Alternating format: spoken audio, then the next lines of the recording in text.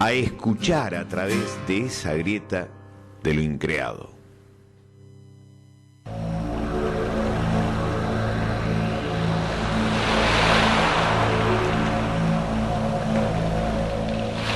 ¿Cómo le va la audiencia? ¿Cómo le va a don Viegas? ¿Qué cuenta usted? ¿Cómo anda, Berlanda? Tanto tiempo.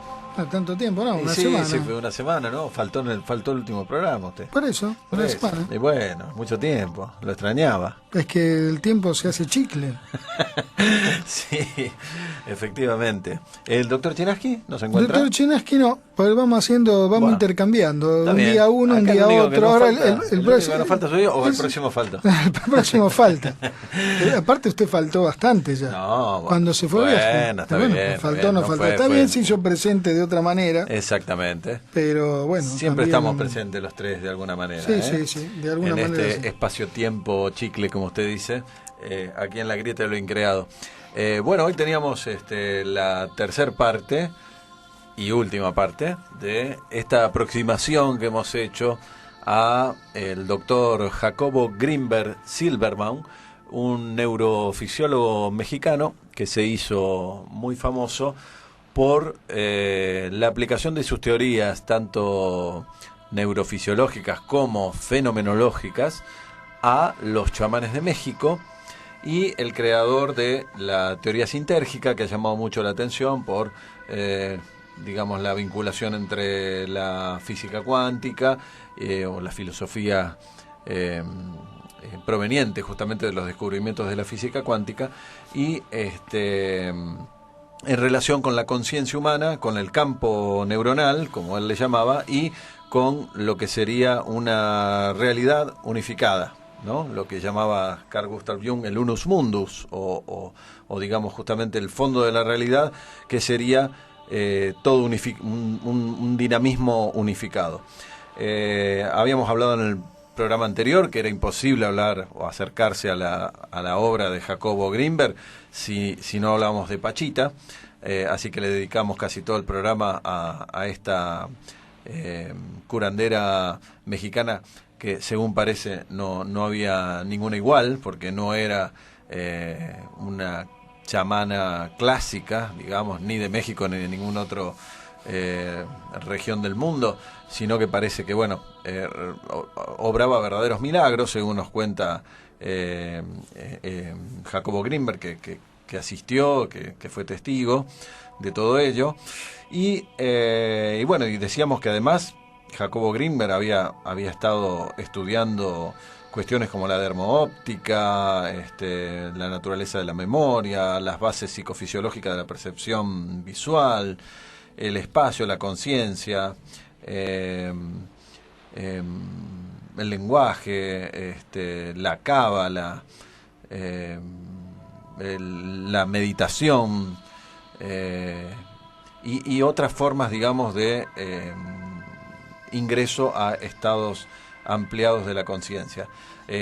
Verdaderamente impresionante toda su obra, porque llegó a publicar casi 50 obras, 50 libros. Algunos hoy ya es más complicado conseguirlos, aunque existe una página y sus hijos, especialmente su hija, que es música, que también escuchamos un tema musical de Stuya Grinberg, a través de internet.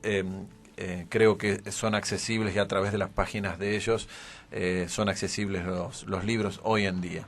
Pero hubo una parte, doctor Berlanda, en el primer programa dedicado a Jacobo Grinberg, que misteriosamente, porque después nos dijo también nuestro operador todoterreno Cristian, que fue realmente misterioso, por alguna razón no se grabó toda la primera parte, los 20 minutos, en los que usted justamente comentaba cómo lo conoció personalmente a Jacobo Grinberg y algunas anécdotas respecto a eso. Esto, por supuesto, para los fans que nos siguen por YouTube y que no pudieron escuchar esos primeros 20 minutos. Vamos a chequear que esté Cristian. ¿Está grabando? ¿Sí? ¿Ningún problema? ¿No hay nada misterioso? No hay nada misterioso. El doctor Grinberg no se mete para borrar la cinta, no lo sabemos. No, yo le quería comentar que usted hacía referencia recién a Pachita. Y es importante tener en cuenta que si bien en una de las series Los chamanes de México, son 7 volúmenes. Hay uno entero dedicado justamente a Pachita, que fue también publicado por una editorial española y salió dentro de la colección de los libros de tapa dura que publicaba la revista Año Cero. Sí, es el que hicimos referencia al programa pasado.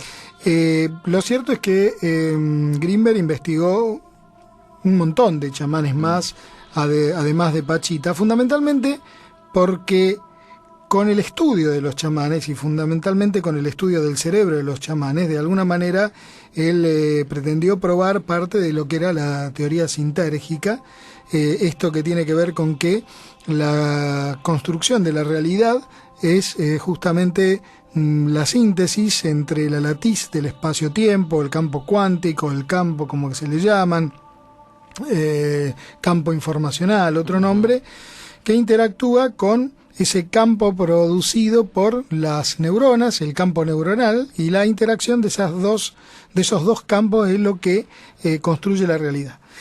Él investigó numerosos chamanes y viajó por todo México para poder justamente ir dando cuenta de su teoría. No solamente Pachita es la más espectacular, si se quiere, pero todos los otros chamanes que él pudo investigar fueron muy importantes para toda su obra.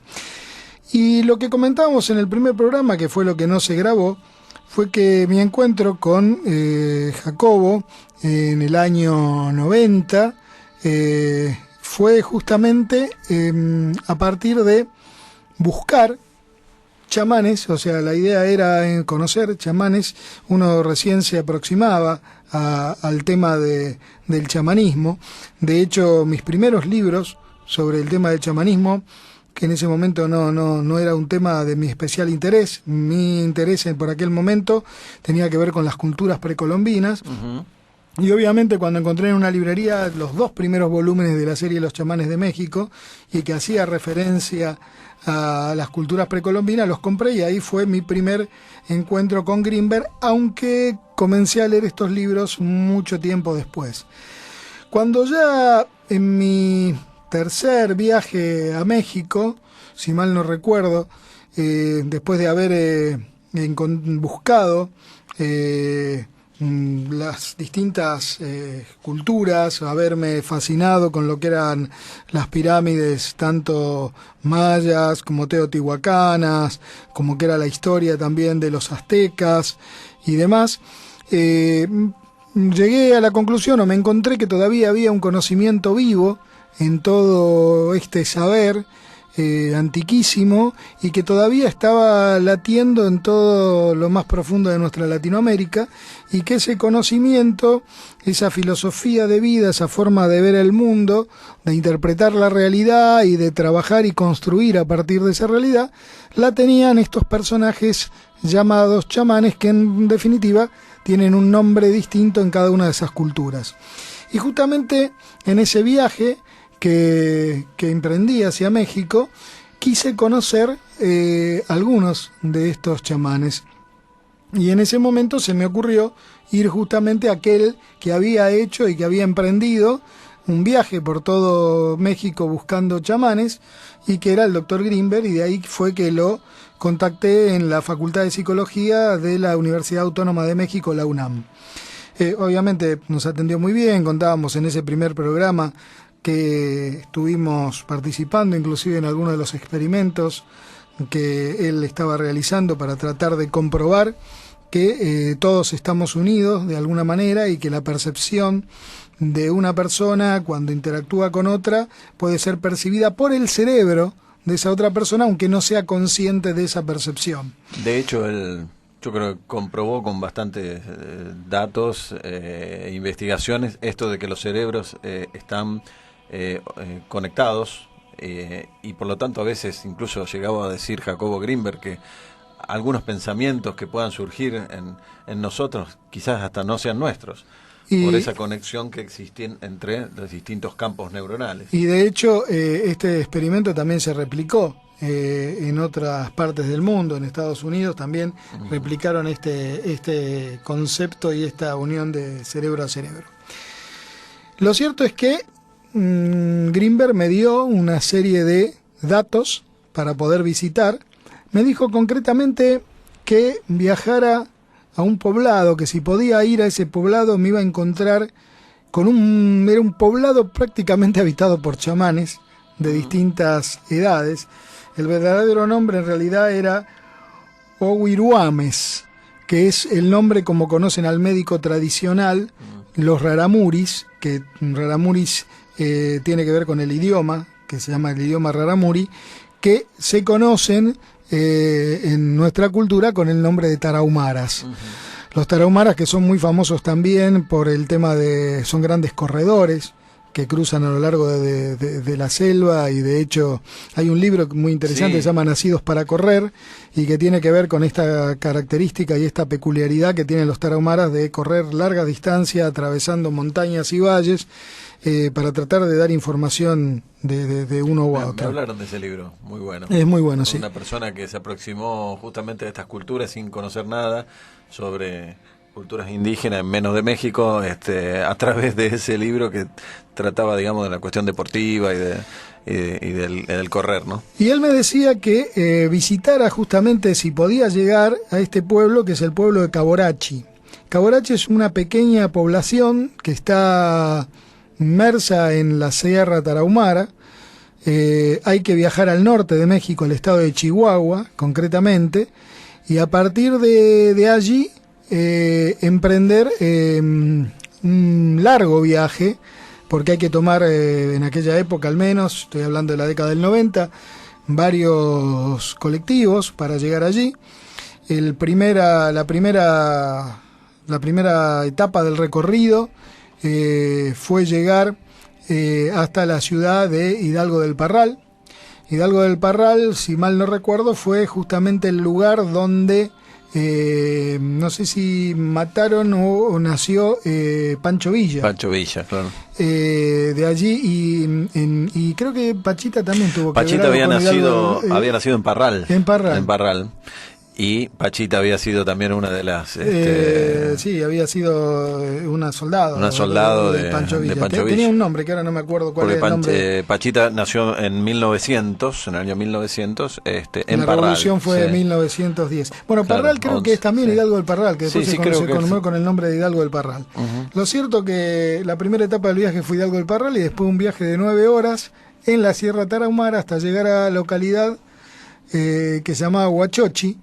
Huachochi es una pequeña localidad que está también en la Sierra Tarahumara, pero no es propiamente la localidad que me hacía mención Grinberg, que era Caborachi. Allí en Huachochi pasamos una noche allí en Huachochi para emprender un viaje de 30 kilómetros hacia un aserradero, que justamente toda esa zona es una zona que está repleta de bosques de pino, realmente un lugar hermoso. Y llegado a ese lugar, ese aserradero, o sea, 30 kilómetros, digamos como de regreso a la ciudad de Parral, llegamos al aserradero y ahí tuvimos que caminar 3 horas bajando la montaña, porque estábamos en la parte de arriba de la montaña, hasta llegar al valle, que en ese valle estaba el poblado de Caborachi. El poblado de Caborachi son pequeñas casitas dispersas en todo ese valle, que está habitado justamente por todos los Tarahumara o todos los Raramuri, y allí tenía que contactarme con don Mauricio. Don Mauricio es un chamán Raramuri. Me acuerdo que llegamos alrededor de las 9 de la mañana, fuimos preguntando. Nos fueron indicando, obviamente las casas no tienen número, ni calles, nos fueron indicando cuál era la casa de don Mauricio, y allí tocamos, estaba durmiendo don Mauricio, y usted sabe que tuvimos que esperarlo un rato. Lo esperamos en un roquedal, había unas rocas, para no estar esperándolo en la puerta de la casa, y al rato aparece don Mauricio, y sabe cómo venía, con los brazos abiertos. Como si ya estuviera esperando, ¿no? Venía con los brazos abiertos y nos preguntaba qué hacía. En ese momento lamento haber tenido muy poca experiencia en el tema porque realmente hubiese sido mucho más rico lo que hubiese podido sacar de don Mauricio. Pero hay una característica muy particular que tienen los chamanes, los orihuames, para ser exacto, de Caborachi, que justamente ellos tienen la característica, ellos no tienen ningún ritual en particular para poder entrar en estos estados no ordinarios de conciencia. ¿Y sabe cómo es la forma? Que eso sí me lo contaba el propio don Mauricio. ¿Sabe cómo es la forma que tienen ellos, el método de diagnóstico? Ellos dicen tener un control voluntario sobre su propia alma. Uh-huh. Ellos hablan de que hay un ente trascendente que ocupa el cuerpo humano, el cuerpo de ellos, Uh-huh. y este control voluntario sobre su propia alma puede hacer que puedan modificar la posición del alma dentro del cuerpo. Entonces eso le permite ubicar el alma adentro o fuera del cuerpo. ¿Y cuál es el estado? Y esto es muy categórico, y con los años, cuando uno fue investigando más el tema del chamanismo, uno fue encontrando las mismas definiciones ante estos estados. El estado puntual es el estado de sueño. O sea, los Orihuame Raramuris o los Orihuame Tarahumara, la forma que tienen de hacer el diagnóstico y obviamente el posterior, los medicamentos, entre comillas, la forma de curación o qué es lo que tiene el paciente, lo hacen a través del sueño. Yo le preguntaba a don Mauricio qué era esto, y él me hablaba de que veía al paciente el día anterior y se iba a dormir con esa imagen del paciente, y era un sueño que no era un sueño porque era más real que el propio sueño y más real que la realidad, o más real de esto que vemos, me decía.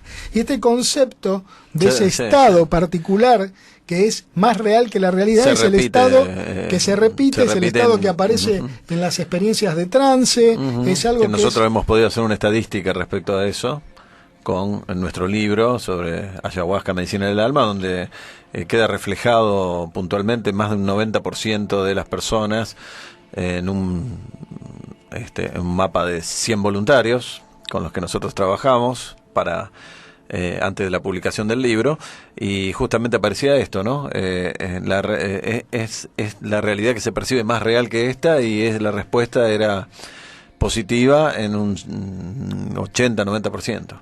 Bueno, ese estado más real que la realidad, que yo creo que ese es el estado que ha tenido empíricamente, ha sido el estado en el cual se apoyó después toda la cosmovisión indígena, que habla de la unidad y demás, y que existe, digamos, una realidad más real que la realidad. Además, todo eso, esa cosmovisión para mí está apoyada en un estado de conciencia particular, que es el que tenían todos los chamanes de los pueblos antiguos, ¿no? Pero usted fíjese esto, Viegas, qué interesante. Yo en ese momento no sabía nada de todo esto. No, ni hablar. Y me encuentro con esa definición, y usted sabe lo que me dice, y esto le va a recordar algo también. Por eso digo que yo lamento mucho, porque inclusive Grinberg me decía, ojo, estamos hablando década del 90, no se conocía nada de este tema, hoy hay chamanes por todos lados, van, vienen, va. Y me decía Grinberg, ojo, dice, manejate con cuidado con el tema de las fotos, porque claro. Y uno no sabía nada, entonces no saqué ni una foto. Claro. En realidad saqué fotos cuando me estaba yendo y saqué fotos muy rápido, no saqué fotos de don Mauricio ni nada. Pero usted sabe lo que me decía, lo primero que me dijo que quería hacer, aprender, le dije.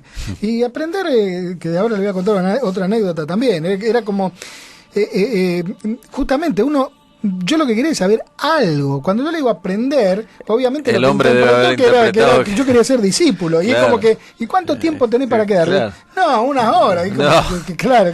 Claro. Que yo en realidad quería acercarme al tema del chamanismo. Claro. Lo cierto es que yo le pregunto qué pasaba en ese sueño que no era un sueño y que era más real que la realidad. Y usted fíjese qué cosa interesante. Como un sueño lúcido sería, Era un sueño lúcido, un sueño despierto. 100%, un sueño lúcido que tiene que ver con esta concepción que tienen los chamanes Raramuri, que es el hecho de poder manejar el alma y poder llevarla al lugar que ellos quieren.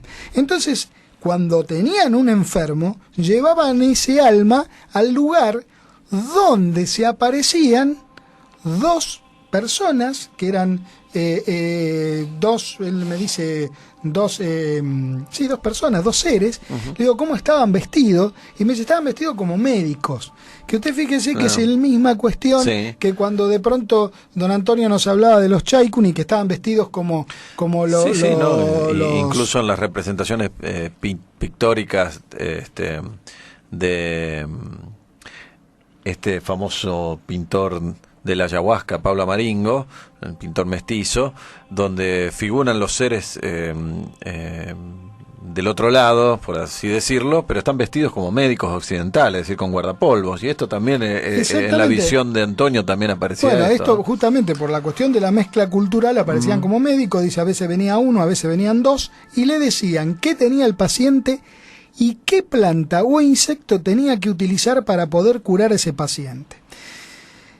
Obviamente el diagnóstico lo tenía al otro día y le daba al paciente las plantas, no le voy a contar qué es lo que pasó después. Y la otra forma que tiene, y es muy interesante también, porque son técnicas ancestrales, y lo más maravilloso de esto, y que lo insistimos siempre desde que empezamos en el primer programa, es que lo más fascinante de adentrarnos en estos temas es que uno va viajando a lo largo del mundo y va investigando, ya sea porque tenga oportunidad de ir en persona o porque ha conseguido la información, y las técnicas se repiten y las técnicas ancestrales se repiten y son las mismas con pequeñas variaciones, pero todo es lo mismo. La otra forma que tienen de hacer diagnóstico los auriganes, o sea los chamanes tarahumara, es a través del pulso. Porque justamente... De la misma manera que también en las muñecas, chamanes andinos del San Pedro, en el mundo andino, en la costa norte del Perú, también utilizan el tema del pulso. Y el pulso lo utilizan en la muñeca, a nivel del cuello o en el corazón, captan los latidos del corazón. ¿Por qué? Porque en su concepción, el alma se comunica directamente con la sangre. Y este procedimiento justamente le permite saber si el alma del enfermo se encuentra o no, primero dentro de su cuerpo. Y después, justamente, entonces después aparece el tema para... O sea, ahí el técnico que no está dentro de su cuerpo tiene que ver con la otra concepción que es el susto. Exacto. Que el alma se va del cuerpo. Y después, si no, tratar de ver si está dentro de su cuerpo, bueno, qué es el problema que tiene. Toda esta información me la dio don Mauricio allí en la Sierra Tarahumara. Es más, tenía unos cuantos cajones de una bebida cola y me convidó con una bebida cola. Había una anécdota linda que, por ahí si hay algún oyente mexicano, seguramente se va a reír.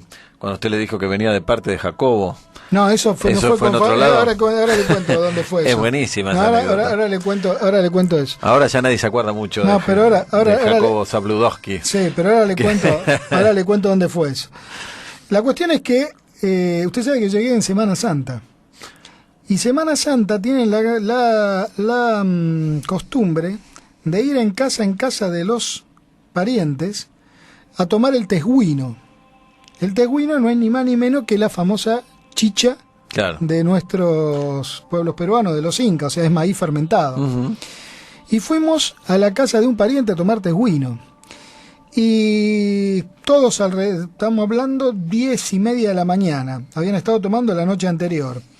Y llegamos allí y alrededor de lo que era una fogata, dentro de una de estas chozas hechas con madera tarahumara, nos empezaron a convidar tejuino que lo sacaban de una olla con un mismo recipiente, y ahí nos iban convidando, pasando en el mismo recipiente, como si fuese un bol, y todos tomábamos de ahí.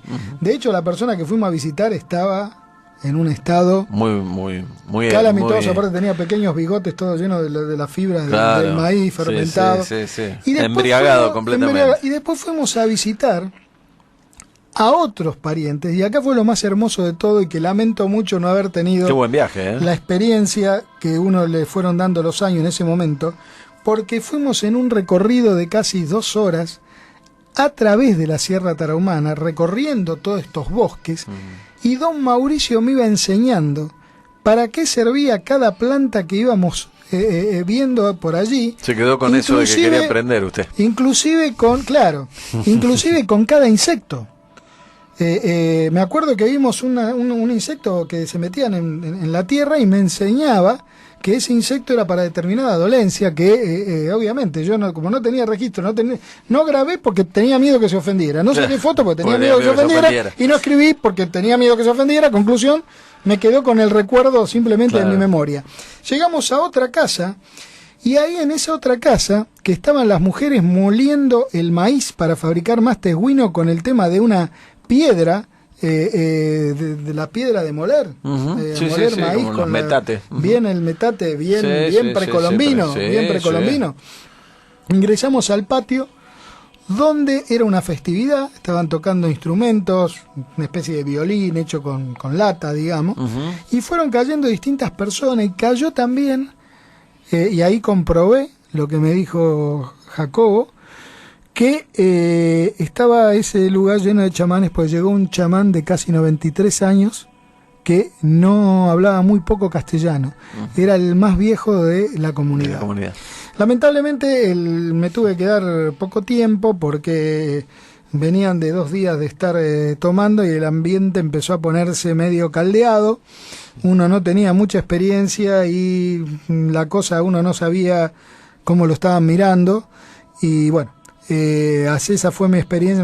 Nos fuimos de ese lugar, y esa fue mi experiencia con don Mauricio, que realmente fue muy rica en mi primera aproximación al chamanismo. Pero Grinberg me dio también datos de otros chamanes que en ese viaje tuve la oportunidad de conocer y de visitar, y que después del tema musical, si le parece, les cuento, y ahí sí está la anécdota que me comentó usted. Sí, cómo no. Vamos a comentar también algo sobre don Lucio, entre la cantidad de chamanes que figuran en la obra de Grinberg, Los chamanes de México, que son 7 volúmenes. Si solamente hubiese escrito eso, los 7 volúmenes de Los chamanes de México, ya sería toda una personalidad extraordinaria. Pero el tema es que Grinberg nos ha dejado no solamente los 7 volúmenes de Los chamanes de México, sino, como habíamos dicho antes, más de 50 libros con sus investigaciones, sus impresiones, sus cavilaciones filosóficas y demás. Después, por supuesto, vamos a hacer mención a su misteriosa desaparición en 1994, y vamos a cerrar con algunas de las teorías, algunas más delirantes que otras, sobre la desaparición de Jacobo Grinberg. Le puedo detallar una cosa muy interesante que me parece que también lo voy a leer porque es la introducción del primer tomo, Los chamanes de México, donde utiliza también una definición muy interesante, que es psicología autóctona mexicana. Es muy interesante que podamos definir a los chamanes también como psicólogos autóctonos de América Latina. Y en esta introducción, que la voy a leer porque no es solamente Jacobo Grinberg la escribió para los mexicanos, pero tranquilamente es también para cualquiera de nuestros países latinoamericanos. Dice: una de las más tristes e inquietantes actitudes del mexicano actual es su tendencia hacia la autodevaluación, posiblemente como resultado de una conquista brutal, caracterizada por una total falta de respeto hacia sus valores autóctonos, que lo condicionaron a pensar en lo propio como algo sin valor. A nosotros nos pasa exactamente igual, ¿no? Y en lo externo como algo omnipotente. Basta observar las gigantescas colas que se forman ante los recientemente inaugurados McDonald's, fíjese, está escribiendo a principios de la década del 90, ¿no? O a la predominante preferencia que existe en México por el ahorro en dólares en bancos norteamericanos, para percatarse de que el mexicano no confía en su propia nación. Lo mismo nos pasa a nosotros, ¿no? Y de que continúa dejándose conquistar por lo extranjero. Y lo más extraordinario de todo es que tal actitud de sometimiento existe en un país como este, se refiere a México, ¿no?, en donde viven algunas de las personas más desarrolladas del planeta. Me refiero a los hombres de conocimiento de México, los chamanes y los psicólogos autóctonos. Desde tiempos inmemoriales, Cada tribu de los antiguos habitantes de México era comandada en lo espiritual por uno o varios hombres que se destacaban por su inteligencia, intuición y capacidad de evidencia. Por lo menos a partir de los toltecas, estos hombres de conocimiento comenzaron a fundar linajes, mediante los que a través de una cadena de sucesores transmitían de generación en generación su particular forma de crear la realidad. Fíjense lo que dice su particular forma de crear, no de percibir la realidad. El número de linajes que existe actualmente en México es indeterminado, aunque se sabe que es abundante. Muchos de ellos sobrevivieron a la conquista y otros fueron creados después de ella. Como usted decía, como usted comentaba, se les encuentra en casi todo pueblo, comarca o ciudad y forman una subcultura de complejidad y riqueza insospechadas. Bueno, uno era don Mauricio, sí, que usted lo pudo encontrar, ¿y a dónde más lo envió Jacobo Greenberg en aquella oportunidad? Jacobo me envió a 2 lugares, uno también me costó horrores llegar, que era claro, se metía y que en cada hay, lugar. Y yo los invito a los oyentes a que vean algunos videos que hay publicados en YouTube. Yo esta anécdota la conté antes, cuando hablamos justamente del tema de Carlos Castaneda. Me mandó a ver a una localidad que tenía algo que ver con blanco, que no me acuerdo, se llamaba Aguas Blancas, Ciervo Blanco o algo por el estilo, que era también cercano a una ciudad cerca de Ciudad Obregón, en el noroeste de México.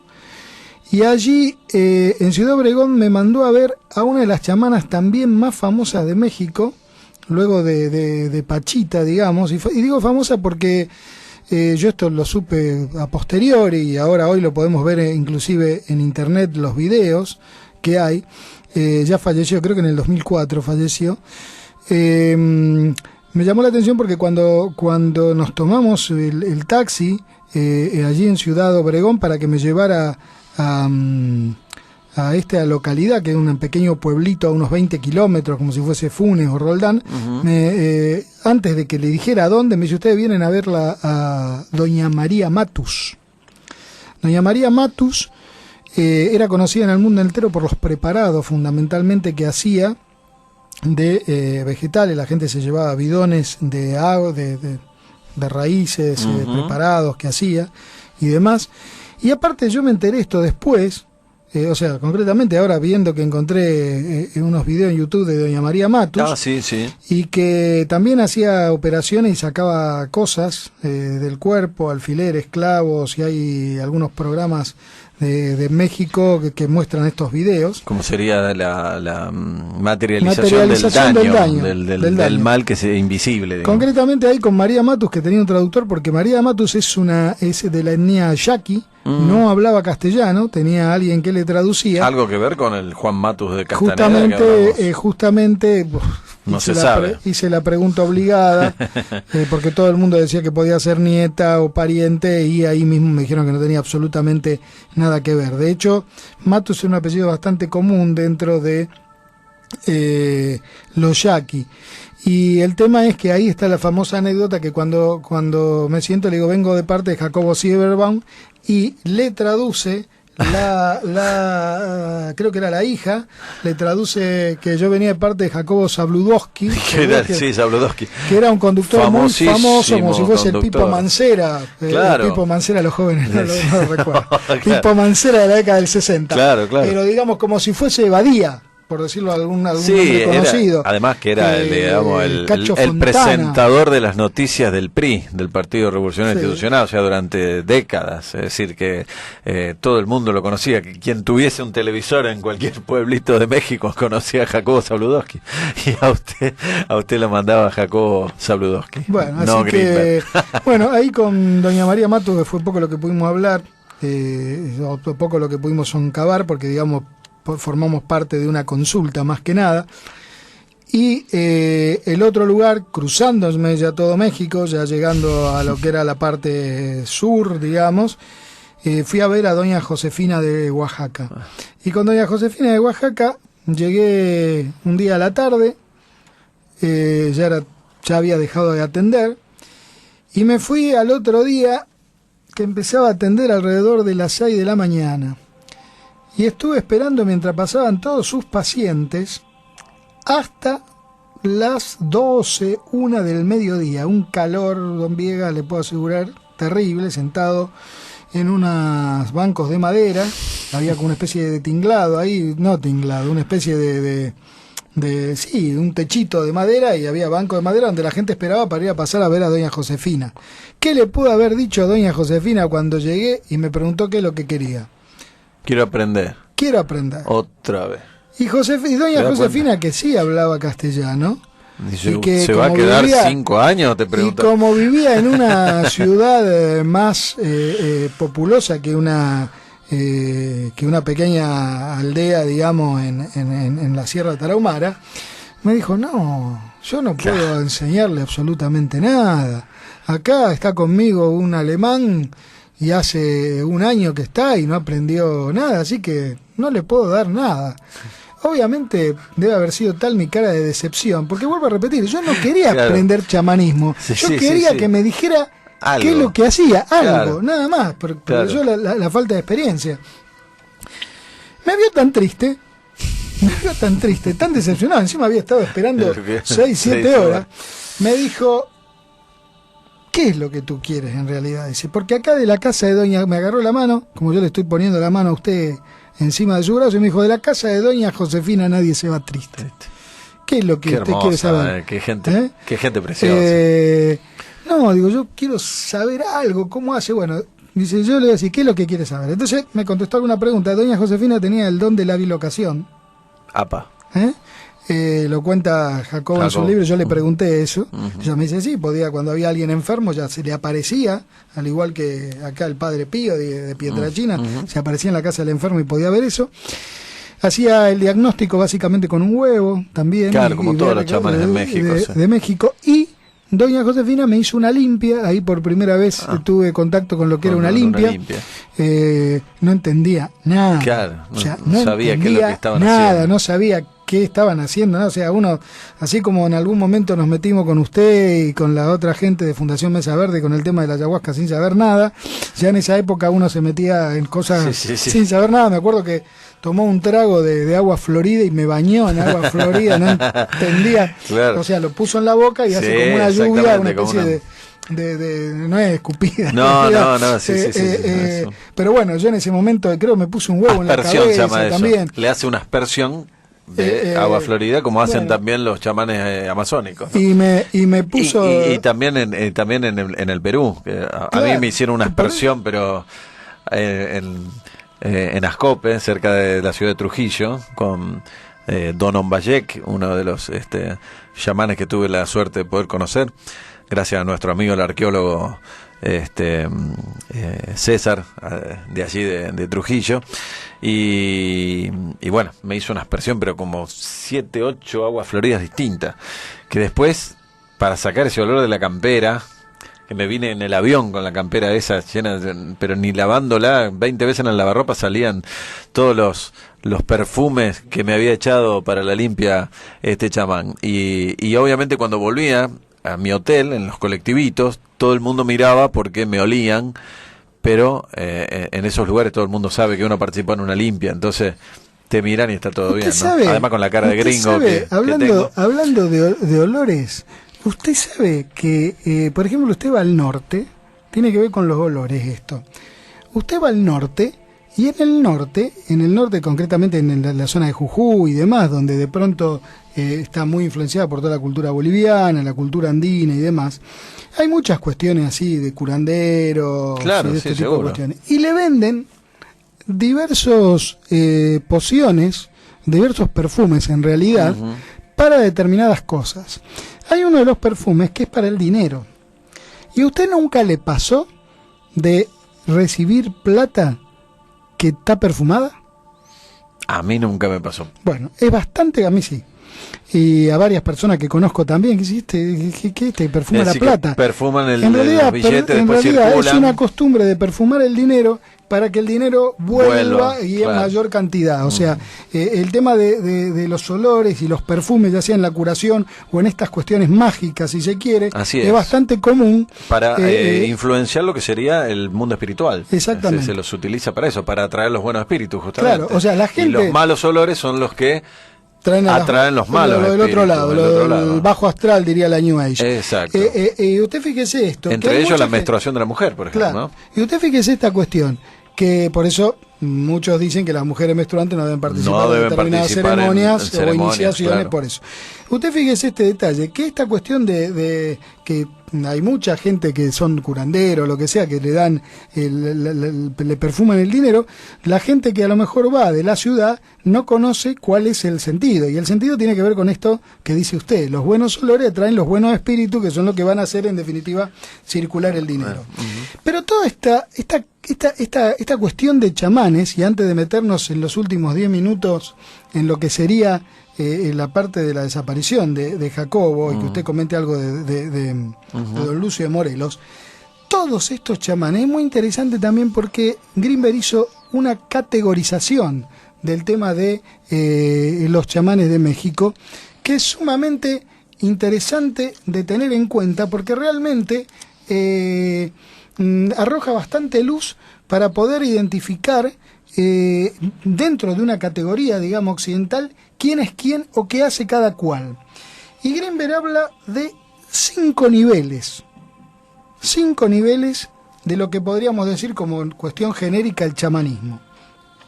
Y estos niveles son el nivel 1, que es el chamán nahual, el nivel 2, que es el chamán, el nivel 3, que es el psicólogo autóctono, el nivel 4, que es el curandero o médico tradicional, y el nivel 5, que es el aprendiz.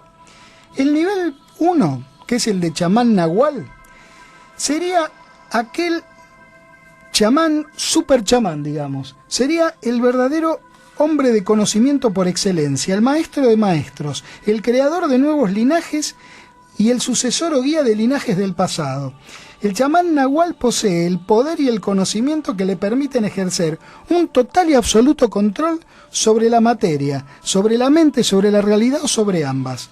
El chamán nahual posee un control total sobre su propia conciencia que le permitiría estar en un orbital superior de conciencia y de allí provocar muchos de los fenómenos que hacía Pachita, justamente porque conoce las técnicas que le permiten entrar y que la realidad y la conciencia sean una misma cosa. Por lo tanto, a este chamán nahual en la categoría de Grinberg, a esta primera categoría, a este super chamán, como podría ser, por ejemplo, el Muraya, desde el punto de vista de la tradición shipibo que nos contaba don Antonio Muñoz, conciencia y realidad es la misma cosa. Por lo tanto, puede manipular la realidad a partir de justamente de hacer los milagros que hacía Pachita, porque lo que piensa se transforma en realidad. Y pertenecerían justamente a esta categoría doña Pachita de México, don Panchito de Yucatán, que es un chamán que no tuve la suerte de conocer, tenía 80 y pico de años cuando lo conoció Grinberg. Sí existió don Juan Matus de Sonora, y doña María Sabina de Oaxaca, que nosotros tuvimos la suerte de estar allí en la tumba. Así es, don Berlanda, por lo menos le dejamos unas flores en su tumba. Y aquí entramos en la segunda categoría, que sería la categoría de no chamán nahual, sino el chamán. Que el chamán ocupa el siguiente nivel de desarrollo. El chamán es un maestro, pero todavía no ha llegado a la perfección del primero. Ocupa un lugar preponderante dentro de un linaje y ha alcanzado un grado de poder suficiente como para controlar su propia mente, así como poder modificar algunas condiciones del espacio-tiempo. Es capaz de curar enfermedades y posee grandes conocimientos de medicina tradicional, herbolaria. Ha sido sometido a un entrenamiento riguroso y ha recibido una o varias iniciaciones que le permiten estar en contacto con estos distintos niveles de realidad y obviamente con las entidades que habitarían estos distintos niveles de realidad según la cosmovisión del chamán. De acuerdo a los que estudió justamente Jacobo Grinberg, ahí está don Lucio de Morelos, don Antonio de Chiapas, don Rampech de Yucatán, doña Josefina de Oaxaca, hacíamos referencia recién, doña María de Yucatán, don Juan Chagala de Santiago de Tuxtla y don Mauricio de la Sierra Tarahumara, con quien también tuve la suerte de estar. La tercera categoría sería la categoría de psicólogo autóctono, que es la que usted hacía referencia recién. Y el psicólogo autóctono se dedica específicamente a la labor terapéutica, tanto psicológica como médica. Es experto en diversas técnicas de curación, pero no necesariamente es un maestro ni ocupa un lugar de guía dentro de un linaje. A él le acude la comunidad en busca de alivio para las dolencias físicas, las dolencias emocionales o las dolencias psicológicas. Posee un grado considerable de poder, pero es incapaz de poder modificar la materia ni el espacio-tiempo, es decir, no puede hacer esto que hablábamos de la categoría del chamán nahual, que era hacer que la conciencia y realidad sean una misma cosa. También tiene un acceso limitado a otras realidades de la existencia, pero justamente este acceso es limitado. Y dentro de esta categoría entraría doña Pragedis de Morelos, doña Licha de Puebla, don Florencio de Morelos, doña Sara de Quintana Roo, don Rodolfo de Veracruz, don Lorenzo de Yucatán, don Antonio de Quintana Roo y don Anastasio de Chihuahua. La cuarta categoría es el curandero. El curandero es ni más ni menos que el médico tradicional que es fundamentalmente especialista en técnicas y básicamente en una sola técnica y ejerce, digamos, puedes ejercer varias técnicas, pero básicamente es especialista en una sola. El curandero se dedica a curar a sus pacientes y pueden acudir únicamente cuando tienen una dolencia que cae dentro de lo que él maneja o es especialista. Y dentro de las especialidades de este curandero está el huesero, claro, está el pulsador, sería como el traumatólogo, está el yerbatero, el médico que utiliza, digamos, medicina. Todas estas categorías herbolaria, dentro de lo que sería el chamán nahual y el chamán, están incorporadas. Claro. Acá, digamos que el curandero, propiamente dicho, de acuerdo a la categoría de Greenberg, que es la cuarta categoría, digamos que no necesita entrar en estado no ordinario de conciencia, porque básicamente lo que maneja son técnicas de trabajar los huesos, de trabajar dolencias del cuerpo, de trabajar algún tipo de problema físico a partir de la toma de alguna mezcla de plantas o un yuyo particular para tal dolencia. Y finalmente el aprendiz, que existe un número abundante pero indeterminado de discípulos o aprendices de las otras categorías. Generalmente el aprendiz comienza siendo discípulo de un curandero y allí, de acuerdo a su capacidad, de acuerdo a su paciencia, de acuerdo a su grado de compromiso, puede ir subiendo en las distintas categorías. Y justamente para ello también, para llegar a ser, puede llegar hasta, simplemente de acuerdo a la tradición mexicana, puede llegar hasta psicólogo autóctono. Porque ya para la categoría de chamán o para la categoría de chamán nahual es necesario un linaje, de acuerdo a las distintas tradiciones y de acuerdo a los distintos pueblos. Por ejemplo, usted iba a hablar de don Lucio de Morelos, sí. Y don Lucio, por ejemplo, fue elegido. Claro. Para esa pertenece categoría. A un Entonces, linaje que está vigente, y eso es lo más interesante, porque está vigente desde la época del Imperio Azteca, que son los graniceros, el linaje de los graniceros, de Morelos en este caso, que son quienes se dedican al manejo de las condiciones atmosféricas para evitar que las tormentas, las granizadas o las heladas destruyan los sembradíos de las comunidades que los protegen, ¿no? Hoy en día, en el famoso volcán Popocatépetl, todavía existe el linaje de estos chamanes, sus discípulos y demás, que realizan rituales y ofrendas al volcán, sobre todo cuando, como en el caso de lo que está ocurriendo aquí en el sur, cuando empiezan con las fumarolas y empiezan en actividad, ¿no? El volcán Popocatépetl se ve desde el avión cuando uno aterriza en el DF, en la Ciudad de México, ¿no? Y en este caso, si usted me dice con cuál se queda de todos los chamanes descritos en los 7 volúmenes de los chamanes de Jacobo Greenberg, a mí me gustó mucho justamente el encuentro con don Lucio de Morelos, porque también fue mi primera aproximación, la primera vez que leía algo. Después tuve, por supuesto, mucha más literatura específica sobre el tema de los graniceros, pero esto es una cosa que me llamó mucho la atención. Y que todavía estos linajes están vigentes, ¿no? Don Lucio Campos, que cuando lo conoció Grinberg ya hacía 30 años que había sido iniciado en el arte de curar y de controlar las tormentas y los granizos con el objeto de cuidar las cosechas.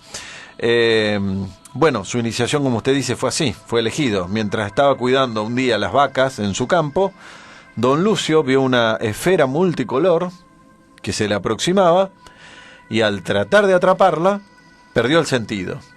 Se entró incluso en un estado de coma, que cuenta Jacobo Grinberg, que le duró muchísimo tiempo. Al recuperarse, se percató de que había sido herido por un rayo, regresó a su casa y una su esposa... centella en este caso. Claro, como aparentemente por la descripción sería eso. Una centella, sí. Entonces volvió a su casa y su esposa se sorprendió por el olor a quemado que traía su marido. A los 8 días, estando de nuevo en el campo, empezó a ver pequeños seres que lo llamaban, y esto es increíble porque son seres chiquititos que están relacionados con la mitología antigua de la civilización azteca y con el dios Chac, el dios mesoamericano, digamos, de la lluvia. Esto es muy interesante. Al día siguiente dejó de comer, empezó a perder interés en la vida cotidiana. La esposa, muy asustada, trató de curarlo, pero sin éxito. Poco a poco empezó a entrar en un estado de coma, y así se mantuvo durante 3 años. 3 años en un estado de coma. Pero que no era un estado de coma, digamos, esto era para, digamos, desde la medicina occidental, para alguien que lo viera desde afuera. Lo interesante es que en la entrevista que le hace Jacobo Grinberg podemos tener un testimonio realmente extraordinario, de primera mano, de un chamán granicero que cuenta lo que él vivenció mientras estaba en ese supuesto estado de coma para el mundo exterior. Y en realidad estaba viajando.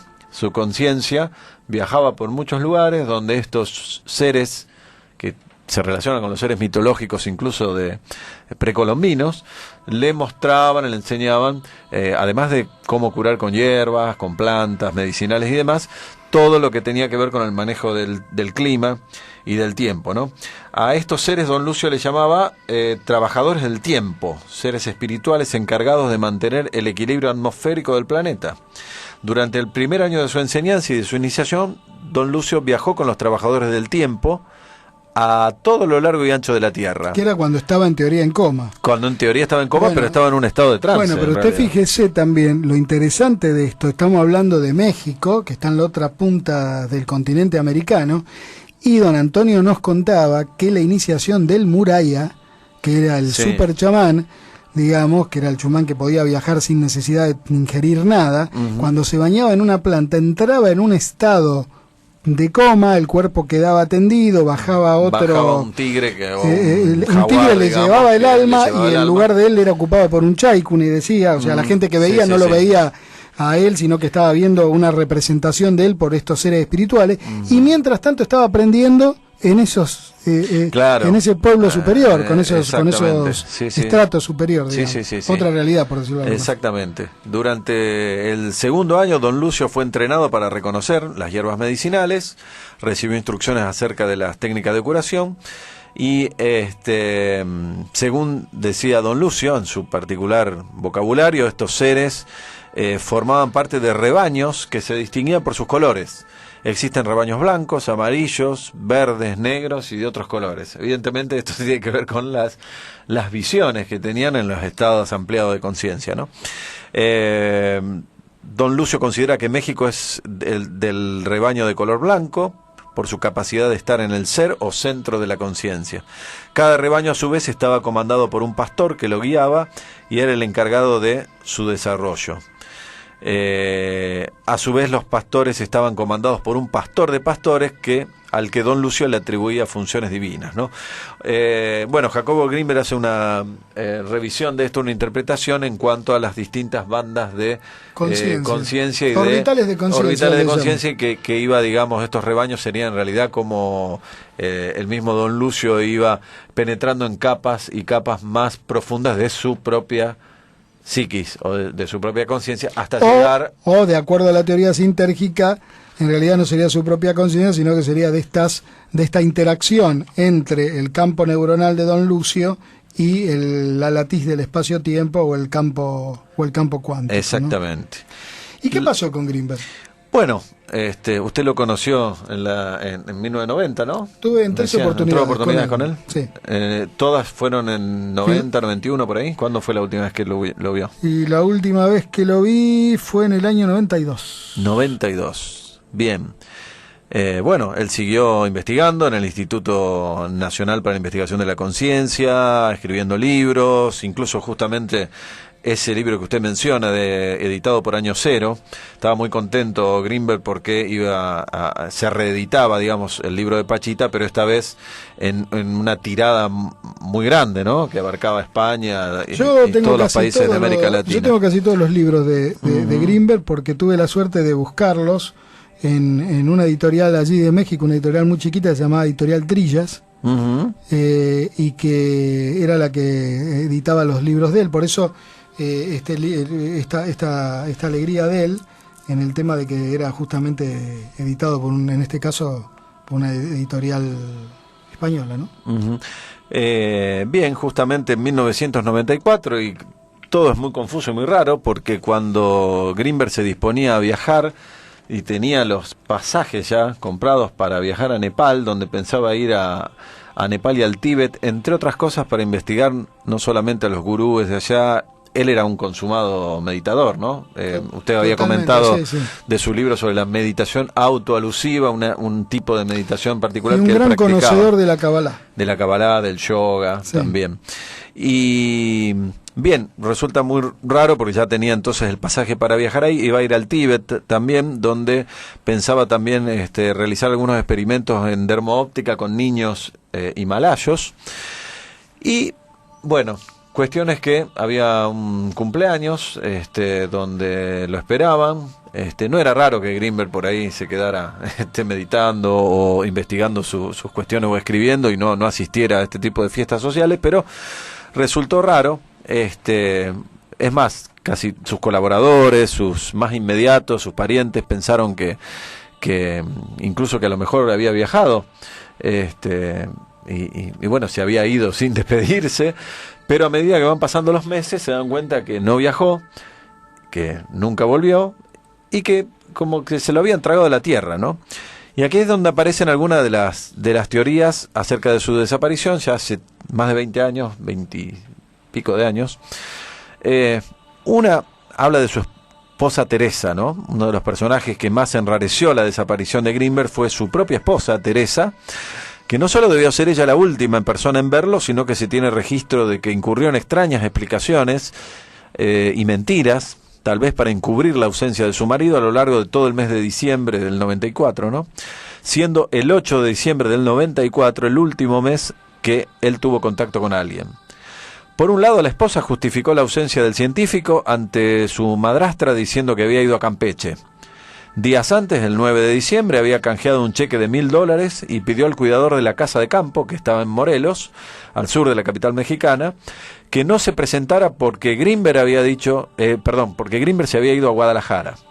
Así que a uno le dijo a Guadalajara, a otra persona le dijo que se había ido a Campeche. La cuestión es rara. El 24 de diciembre, Teresa, quien supuestamente habría de acompañar a Grinberg a Nepal, apareció en la casa de Morelos, acompañada de otra mujer, y tras llevarse utensilios de cocina, ropa y a su perro, se marchó. 5 días después informó al casero, a quien alquilaban un departamento en la Ciudad de México, que dejara el inmueble, decisión que sorprendió al arrendador, pues porque el contrato vencía en marzo. Durante los 5 meses siguientes nadie supo del paradero de Teresa y no fue hasta mayo del 95 cuando apareció en la casa de una tía que vivía en el sur de Tijuana. Ahí pasó 2 semanas y luego también desapareció.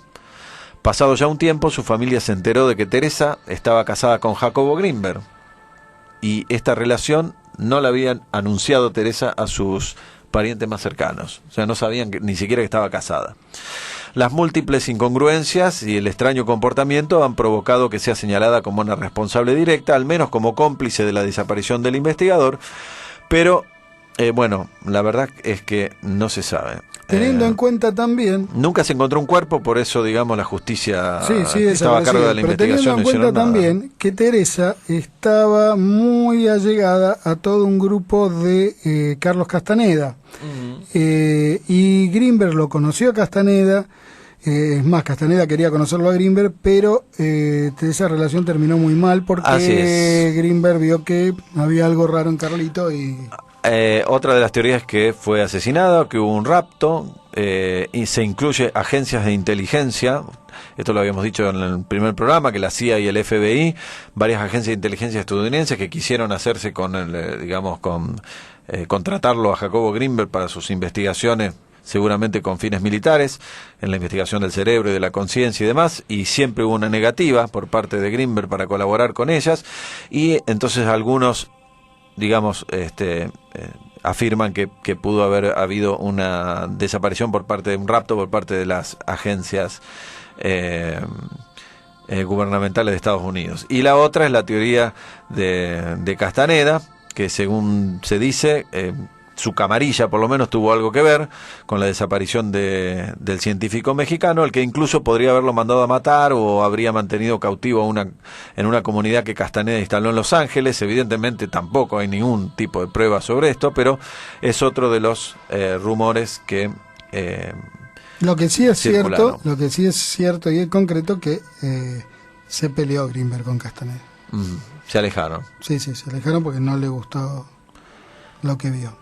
Después, porque en por supuesto, definitiva él utilizó mucho de la obra, utilizó parte de la obra de Castaneda para poder también, o sea, de hecho lo vimos aquí que lo nombra a don Juan Matus como que sería uno de los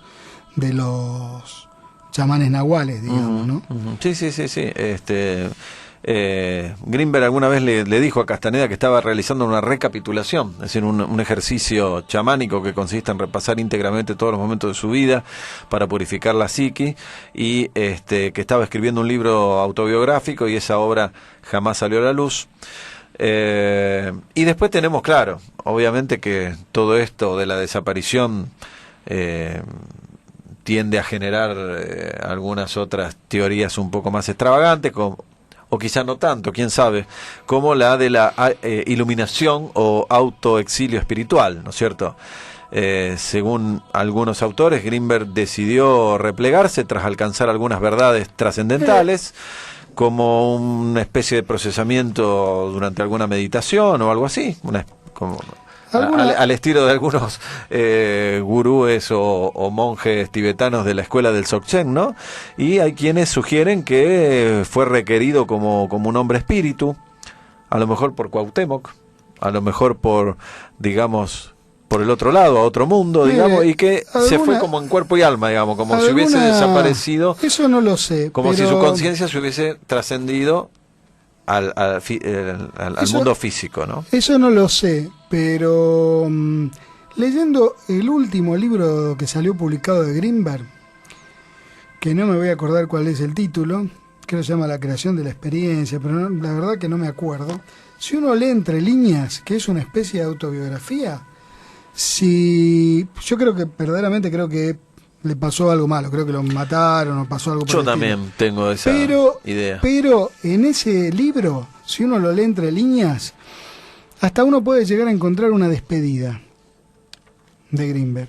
Como que verdaderamente se fue a lo mejor lo intuyó en algún momento. No me refiero desde ese punto de vista, me refiero desde el punto de vista como que verdaderamente terminó en un lamasterio o en algún lugar allá perdido. Usted dice que a lo mejor se autoexilió. autoexilió. No que se fue al otro plano. En otro plano, pero sí que se autoexilió. Digamos. ¿Y a usted le parece?